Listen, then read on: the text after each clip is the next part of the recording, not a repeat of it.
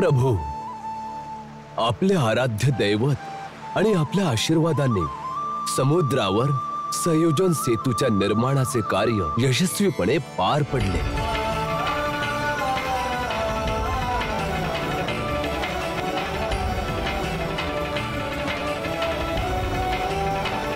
हनुमान,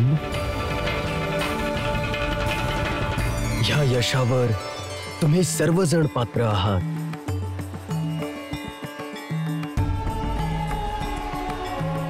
हे शंकर, माझे प्रभू, माझ्या इष्ट देवता, तुमच्या असीम कृपेमुळेच असंभव वाटणारं कार्य संभव होऊ शकलं। ह्या रामाचे कोटी कोटी प्रणाम स्वीकारावे।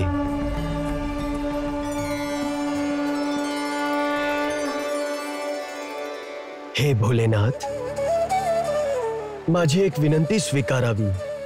माझ्या समस्त अनुयायांना आपली भक्ती प्रदान करा।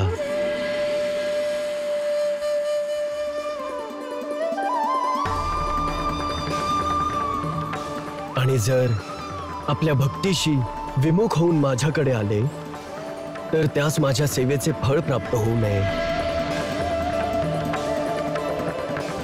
हे भोलेनाथ, माझे प्रभू, आपली तर अनंत नावे आहेत। या रामाकडून आणखी एका नावाचा स्वीकार करा। आजपासून येथील लोक आपणास श्री रामेश्वर नावाने जाणतील।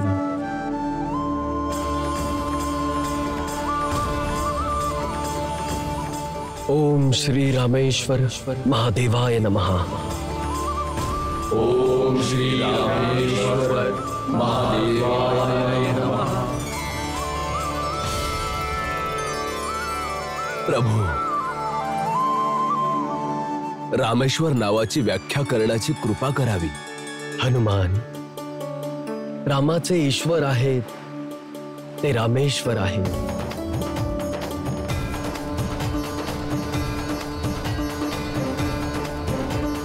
मी शिवजींचा सेवक आहे आणि ते माझे स्वामी आहेत। अतः हे रामेश्वर आहेत।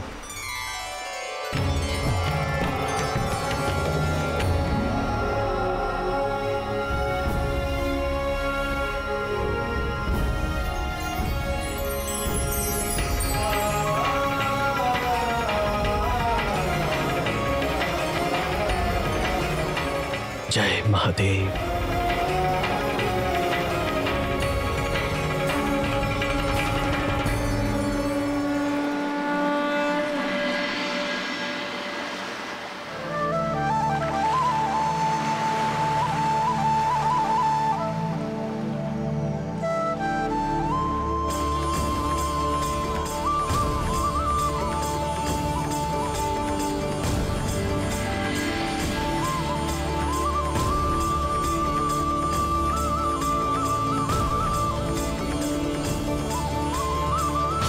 प्रभू श्री रामांचा, प्रभू श्री रामांचा, प्रभू श्री रामांचा, प्रभू श्री रामांचा, प्रभू श्री रामांचा, प्रभू श्री रामांचा, प्रभू श्री रामांचा, प्रभू श्री रामांचा विजय असो।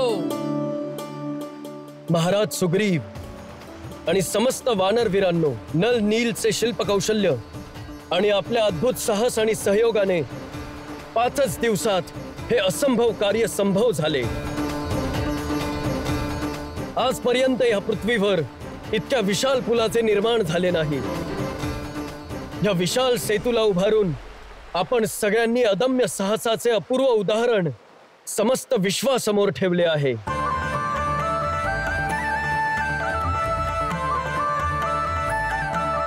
माझ्या वीर सेनानींनो, या 100 मैल समुद्रावर सेतू बांधून आपण सगळ्यांनी आपले लक्ष्य सुलभ केले आहे।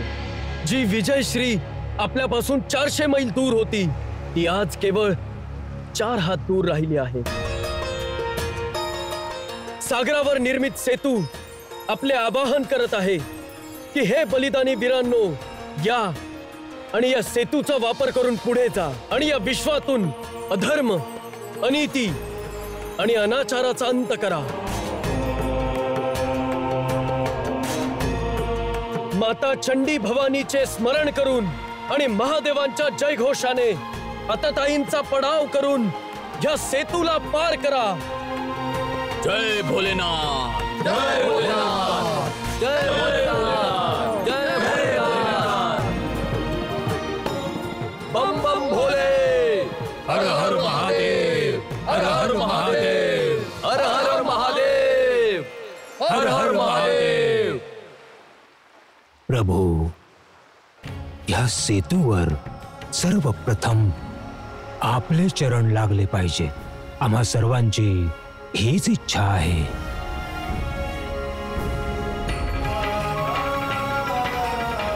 प्रभू श्री रामांचा, प्रभू श्री रामांचा, प्रभू श्री रामांचा, प्रभू श्री रामांचा, प्रभू श्री रामांचा, प्रभू श्री रामांचा।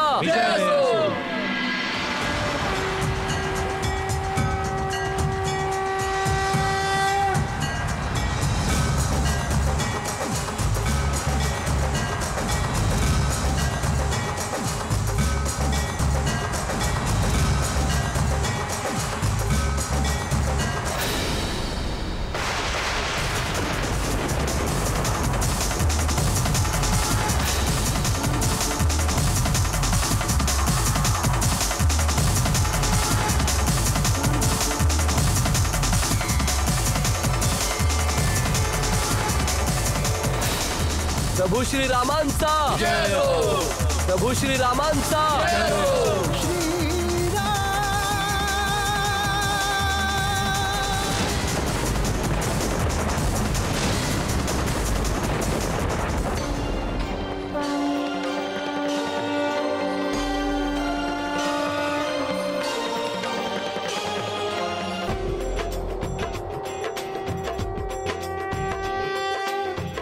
राम की सेना चली, देखो लंका धाम।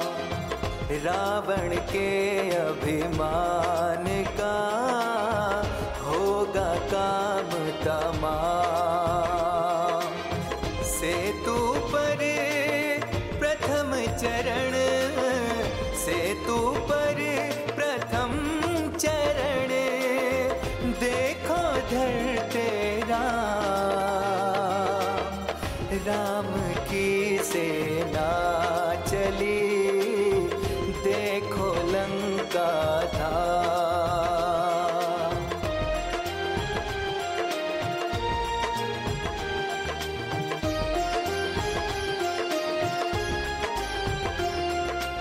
सच और झूठ के युद्ध में सबको है विश्वास। रावण संग निश्चर सभी राम करेंगे नाश। हर हर महादेव से गूंजे, हर हर महादेव से गूंजे धरती और आकाश। राम की सेना चली, देखो लंका धाम।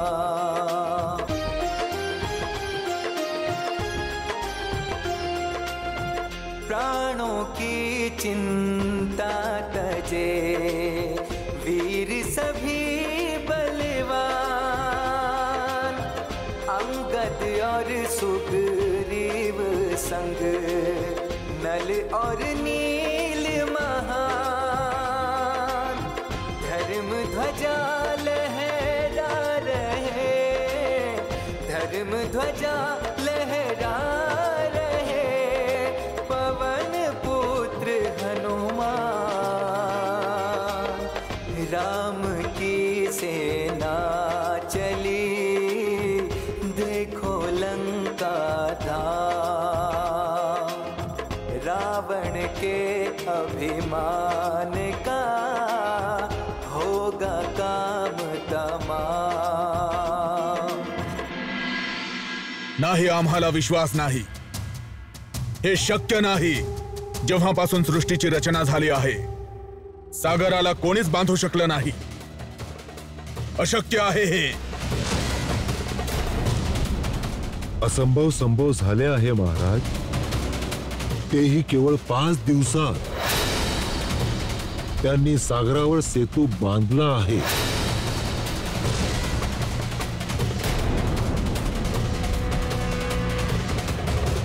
सागरावर सेतू बांधला.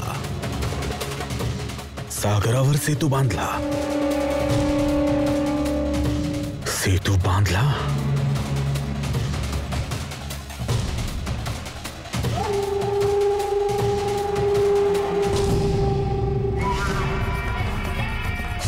राम लंकेत पोहोचलाच.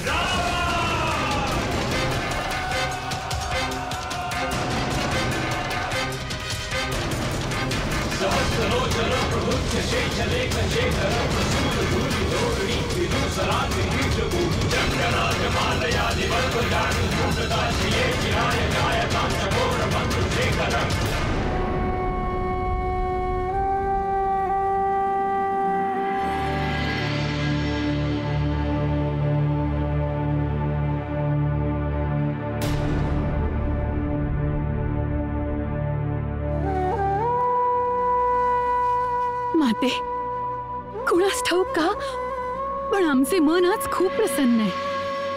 असे वाटते की जसे आमचे वाईट दिवस समाप्त होणार आहेत. तुझे मन सत्य बोलत आहे पुत्री. लवकरच असे होईल.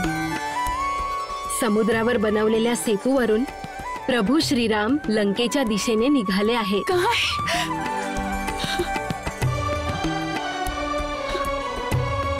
सत्य?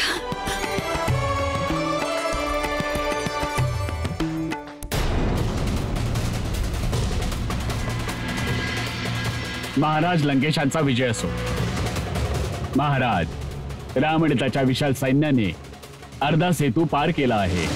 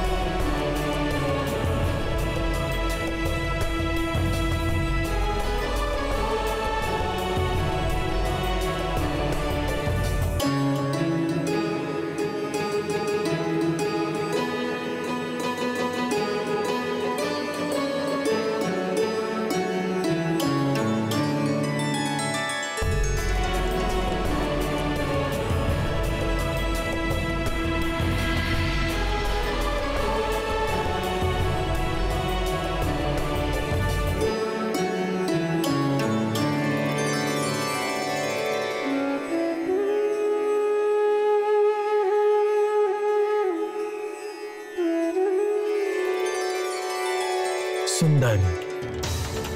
महाराज सुग्रीव, सैनिकांनी फार कुशलतेने छावणीची रचना केली. प्रभू, या छावणीच्या रचनेत महाराज विभीषणांनी फारच दूरदृष्टी ठेवून निर्देश दिले आहेत. हा त्यांचा सल्ला आहे की सैन्याला भिन्न भिन्न तुकड्यांमध्ये विभागून दूर दूर विविध दिशांमध्ये शिबिर बनवले जावे, की जर बेसावध असताना शत्रूने आक्रमण केले तर एक दल दुसऱ्या दलाच्या मदतीला धावून येऊ शकेल.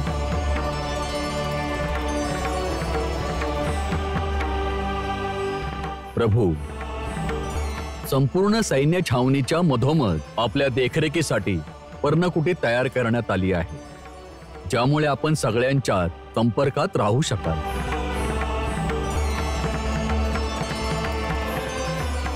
एका एका भित्तीवर लक्ष्मणच्या कुशल हातांची छाप पाहायला मिळत आहे. नाही बंधू, या सगळ्याचे श्रेय आम्हाच देऊ नये. आम्हा सगळ्यांचे यात योगदान आहे. प्रभू, कृपा करून आपण आपल्या पर्णकुटीमध्ये जाऊन विश्राम करावा. कितीतरी रात्री आपण जागून काढले आहेत. मला विश्राम करायला सांगत आहात जांबुवनजी? सेना नायकाचा भार माझ्या खांद्यावर टाकून आपण सगळ्यांनी माझ्या सांगण्यावर अनेक रात्री पापणी न मिटता जागल्या.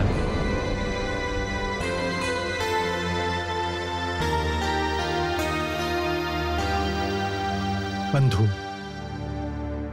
आपण तर चांगलेच जाणता की एका योद्ध्याला युद्धभूमीवर झोपेत असतानाही जागे राहावे लागते. लक्ष्मणने एका खऱ्या सैनिकाचे लक्षण सांगितले. झोपता झोपता जागणे आणि जागृत असतानाही विश्राम करणे हा सैनिकाचा अर्थ आहे.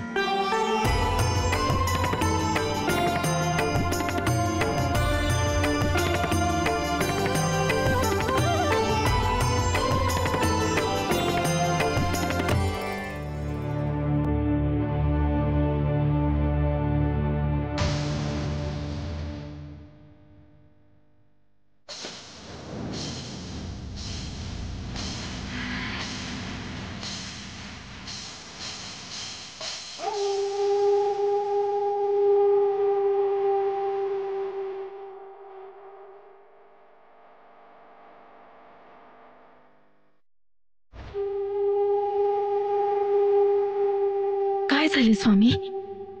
आपण अद्याप झोपला नाहीत? आज तुला इतकं शांत पाहून आमचा सगळा थकवास गेला.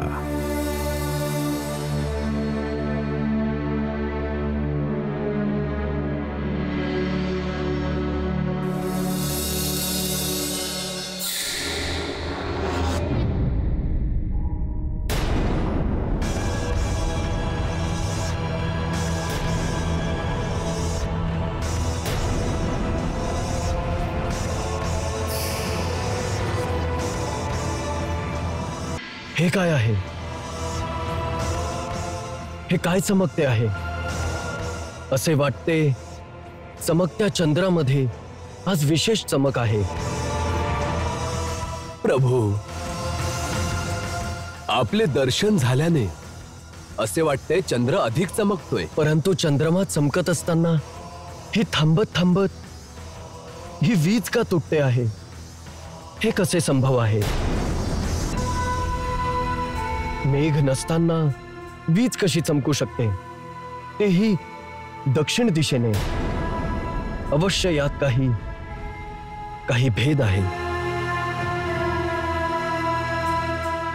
आज्ञा असेल तर या भेदाचं भेदन मी करू का कृपा सिंधू? विभीषणजीने मला सांगितलं होतं की वास्तवामध्ये ही चंद्रमाची चमक नाहीये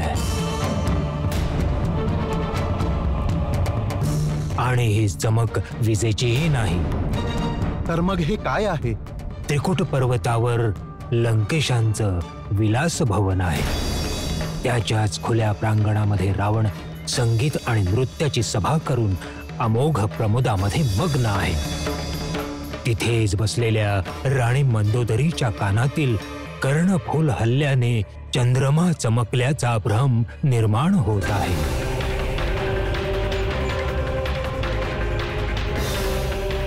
तसंच महाराज दशाननांचा मुकुट सिंहासनावर असलेल्या छत्रामधून विजेच्या आभेचा आभास देत आहे. आश्चर्य आहे. शत्रू आपले दल आणि बलानिशी एवढा विशाल सागर ओलांडून इथे पोहोचला आहे. कोणत्याही क्षणी आपण आक्रमण देखील करू शकतो. शिरावर मृत्यूचे मेघ दाटले आहेत, परंतु रावण निर्भयतेने निश्चिंत होऊन बसला आहे.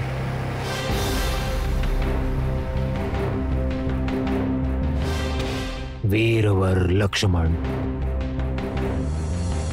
हे जे काही होत आहे ही रावणाच्या रणनीतीची चतुर चाल आहे. जांबुवन, यात कोणत्या चतुर रणनीतीचा भाग आहे? यावरून तर हे सिद्ध होते की रावणाला आपण इथे पोहोचल्याची सूचना देखील नाही आहे. सूचना आहे. आपण एक चाल चाललो की त्यांना त्वरित सूचना मिळते. तरीही आपण लंकेत पोहोचल्यावर तो चिंतारहित असण्याचं प्रदर्शन करीत आहे, ज्याने शत्रूच्या हृदयावर त्याचा धाक बसेल आणि तेथे लंकेच्या प्रजेमध्ये युद्धाची दहशत पसरू नये. त्याच्या आचरणामध्ये अशा चढाईने कोणतेही अंतर येत नाही, हाच अर्थ आहे या प्रदर्शनाचा. तरी देखील त्याला एक सूचना द्यायला हवी. शूरवीरांचा नियम आहे की शत्रूला सावधान करूनच त्याचा घात करावा. लक्ष्मण, बोलावे बंधू. माझा धनुष्यबाण घेऊन ये. जशी आज्ञा.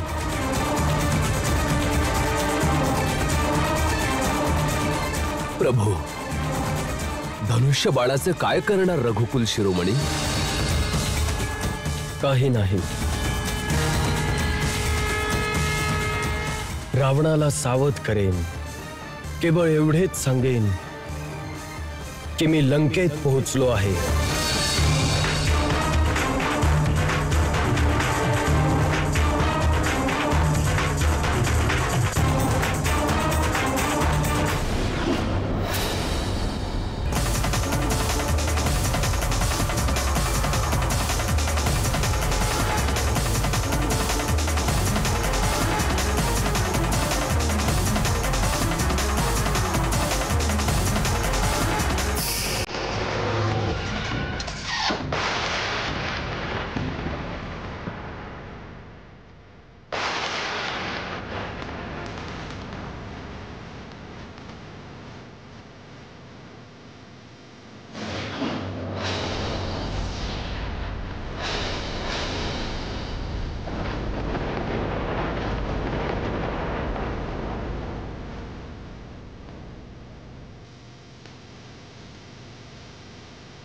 प्रभू, आपण धन्य आहात. आपण धन्य आहात प्रभू.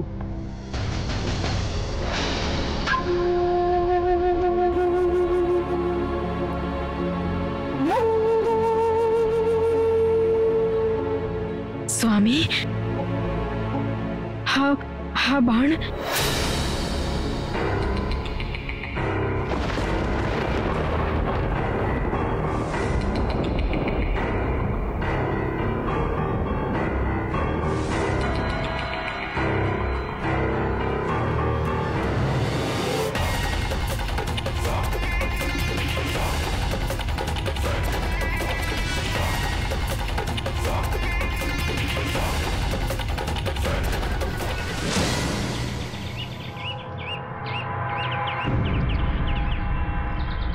युद्ध अनिवार्य आहे, म्हणून शासनाची सर्व कार्ये युद्धनीतीच्या अनुसारच निर्धारित केली जातील. आमोद, प्रमोद आणि ऐश्वर्याची सगळी प्रसाधनं आज आणि याच वेळेपासून स्थगित केली जात आहेत. या आदेशाचं तत्काळ पालन व्हावं. इंद्रजीत, सेनेला आदेश दे. आपल्या आपल्या मोर्चावर पोहोचायचा. जशी आज्ञा पिताश्री.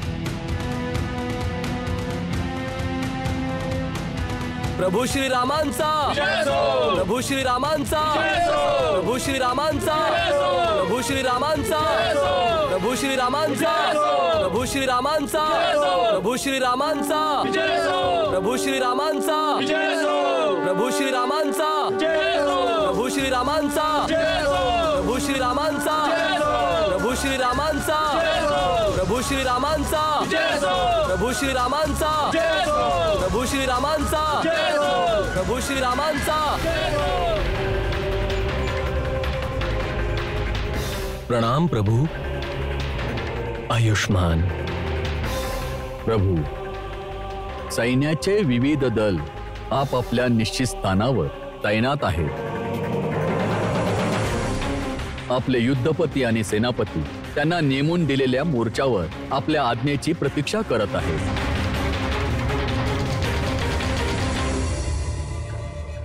आपला संकेत मिळताच आक्रमणास आरंभ केला जाईल.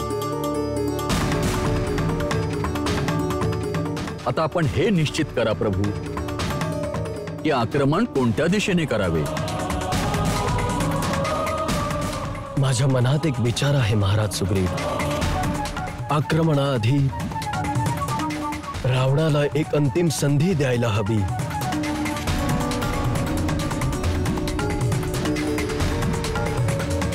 याआधी आपले वीर योद्धे या सुंदर नगरीचा विध्वंस करतील. जर रावण सीतेला सन्मानाने परत करून मला शरण येईल तर मी त्याला क्षमा करेन.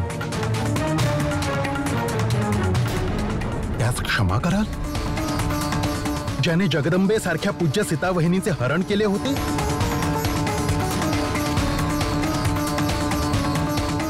त्या क्षमा कराल ज्याने इतक्या निर्दयतेने पिता समान महात्मा जटायूंचा वध केला होता? लक्ष्मण, नाही बंधू, ज्याने आपणास दुःख दिले आहे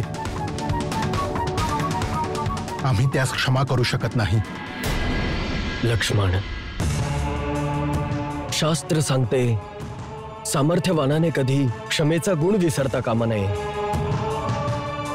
दया वीराची शोभा असते. देवगुरु बृहस्पतींनी राजकारणाचे शिक्षण देताना सांगितले की वैयक्तिक क्रोधाने कुणा एका व्यक्तीला पापाचे दंड देताना जर त्याची प्रजा अथवा निर्दोष प्राण्यांचा सर्वनाश होण्याची शक्यता असेल तर वीर पुरुषाला वैयक्तिक क्रोध शांत करून क्षमेचा गुण स्वीकारला पाहिजे.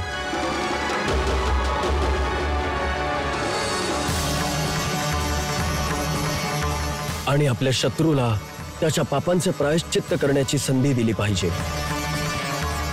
हाच राजधर्म आहे आणि हेच राजकारण. परंतु आता प्रश्न हा आहे की दूत कोणाला बनवून पाठवावे.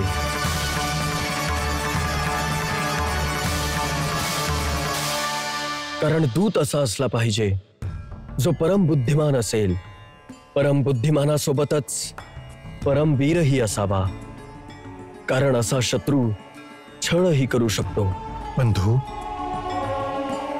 जर असे असेल तर आपण हनुमानांनाच पाठवायला हवे. नाही लक्ष्मण, जर आपण हनुमानाला पाठवले तर शत्रू समजेल की आपल्या सैन्यात एकच वीर आहे ज्याला वारंवार पाठवत आहोत.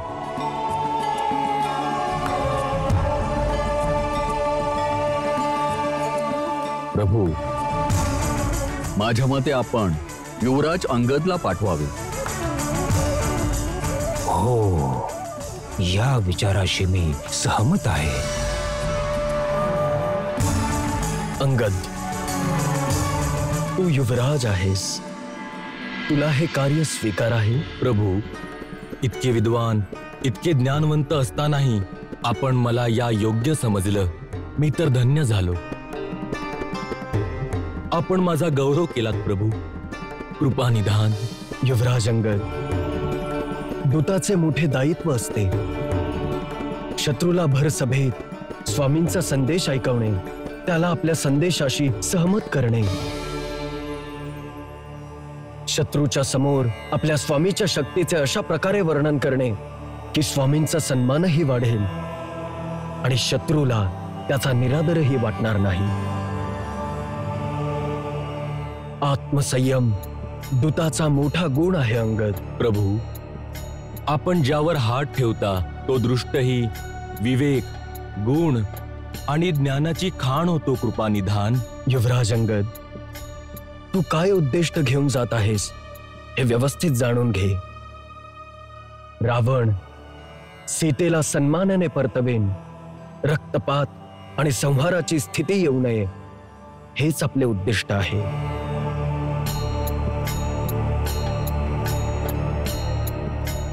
तू आपल्याकडून शांतीदूत बनून जात आहेस.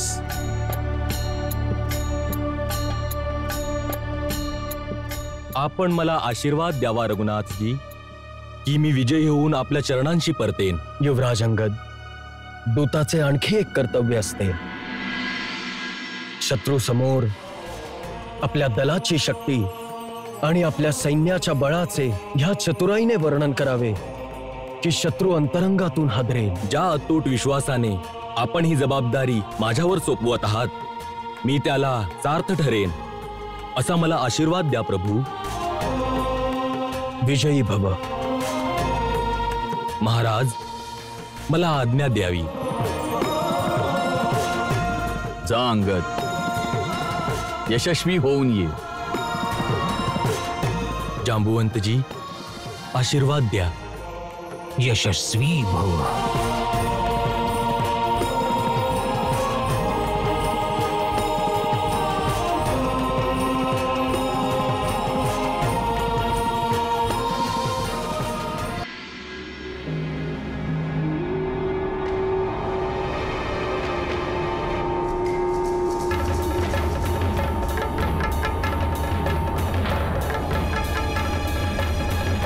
सावधान. कोण आहेस तू? राजदूत. कोणाचा दूत? आमचे स्वामी श्रीरामांचा राजदूत. येण्याचे उद्दिष्ट महाराज रावणांपर्यंत आमच्या स्वामींचा संदेश पोहोचवणे. ठीक आहे, परंतु महाराजांच्या परवानगीशिवाय तू प्रवेश करू शकत नाहीस. आम्ही त्यांच्या परवानगीची प्रतीक्षा करू.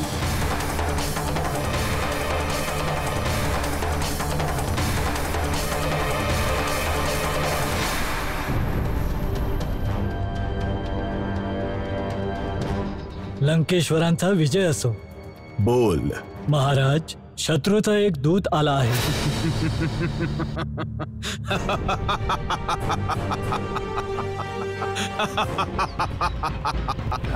अतिउत्तम राम, अतिउत्तम. अजूनपर्यंत तर तू आमच्या चंद्रहासाची चमकही पाहिली नाहीस आणि आतापासूनच भयभीत होऊन शांतीदूत पाठवलास. पाठव त्याला. तशी आज्ञा महाराज.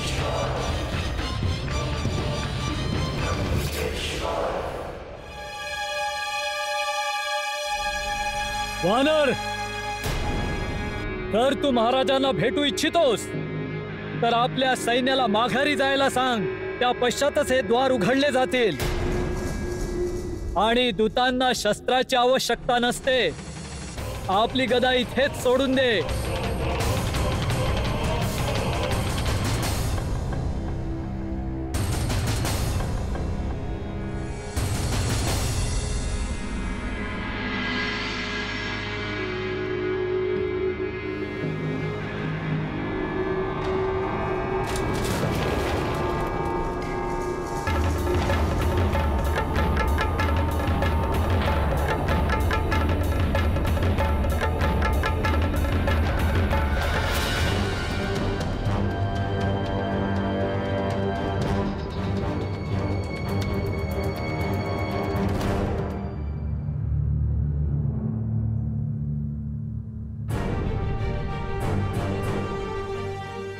बोल वानरा, कोण आहेस तू? काय संदेश आणलायस? महाराज, सभ्य देशांच्या राजसभेचा नियम आहे की दुसऱ्या देशांतून आलेल्या राजदूतांचा आदर करून त्यांना आसन दिले जावे आणि त्यानंतर त्यांचे आतिथ्य करून त्यांना सन्मानपूर्वक विचारले जावे त्यांच्या येण्याचे कारण काय आहे. मूर्ख! राजदूत त्याला म्हटलं जातं जो एखाद्या राजामार्फत पाठवला जातो. वनात भटकणाऱ्या एका भिकाऱ्याने पाठवलेल्या वानराला राजदूत म्हणत नाही. आपण राजांबद्दल बोलत आहात लंकेश. मी ज्यांचा राजदूत आहे ते तर राजा धीराज आहेत. ते केवळ या भूतलाचे स्वामी नाही तर या त्रिलोकाचे स्वामी आहेत. राजराजेश्वर आहेत ते. मी त्याच त्रिलोकेश्वर श्रीरामांचा राजदूत आहे.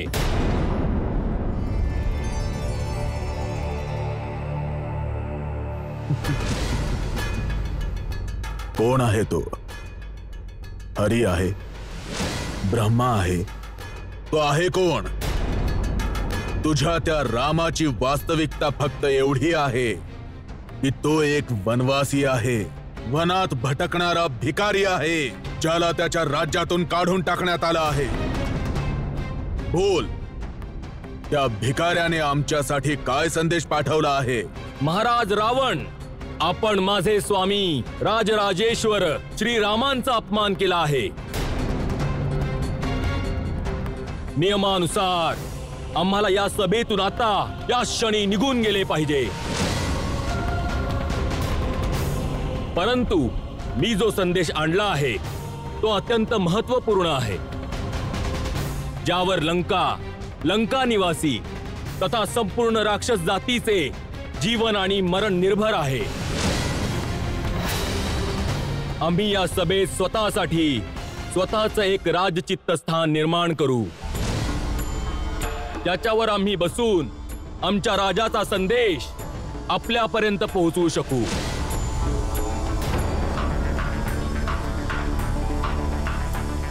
जय श्रीराम.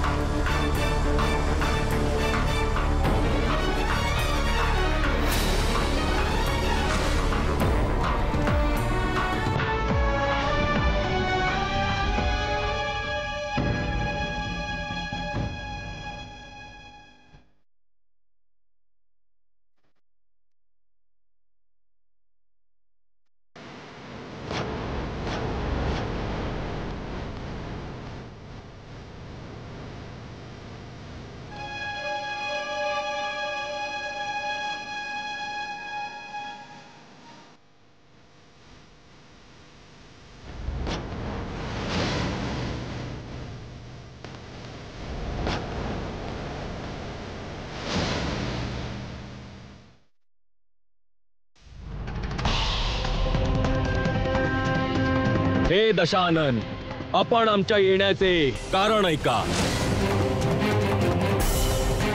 आम्ही आपले हित आणि भल्यासाठी श्री रघुवीरांचा दूत बनून आलेलो आहे.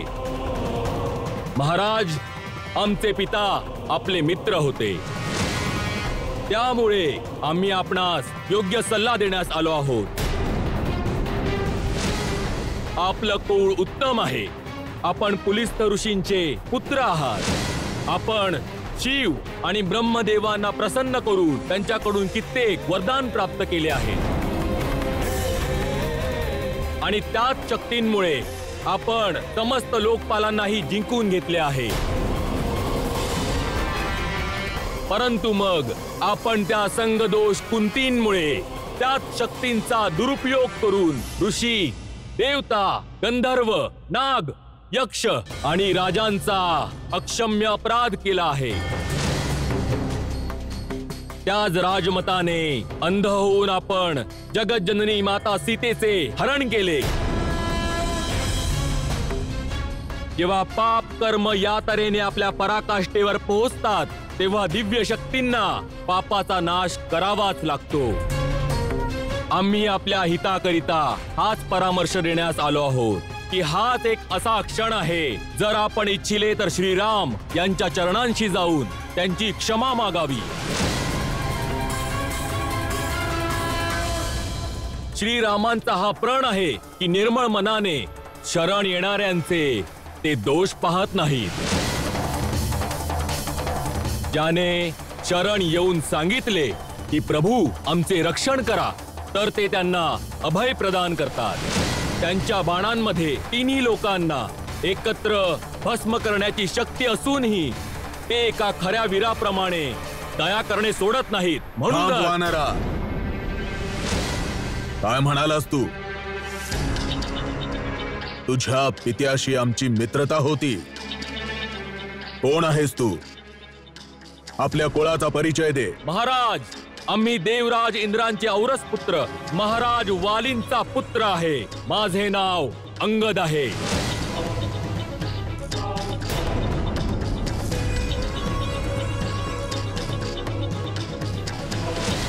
तू वानर राज बालीचा पुत्र आहेस. त्यांच्याशी आमची मित्रतेची संधी होती. तू आमच्या मित्राचा पुत्र आहेस, आमच्या पुत्रासमान आहेस. तुला पाहून आम्हाला अत्यंत दुःख होत आहे. अशा महाबलीचा पुत्र असूनही तू एका तुच्छ नराच्या मागे हात जोडून फिरत आहेस आणि त्यात तुला गर्व वाटत आहे. ज्याने तुझ्या पित्याची हत्या केली त्याचा दूत बनून प्रसन्न होत आहेस. अंगद, तू आपल्या कुळाला लज्जित केलं आहेस. होऊ शकते पिताश्री.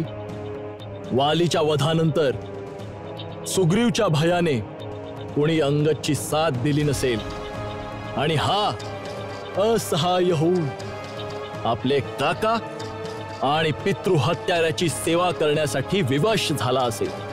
जर असं असेल तर तू स्वतःला असहाय्य आणि एकटा समजू नको. अंगद, तू आमच्या मित्राचा पुत्र आहेस, आमच्या पुत्रासमान आहेस. आम्ही तुझ्या सोबत आहोत. तुझ्या पित्याच्या गादीवर फक्त तुझा अधिकार आहे आणि आम्ही तुला वचन देतो की आम्ही रामाला मृत्यूदंड देऊन तुझे राजसिंहासन तुला परत देऊ.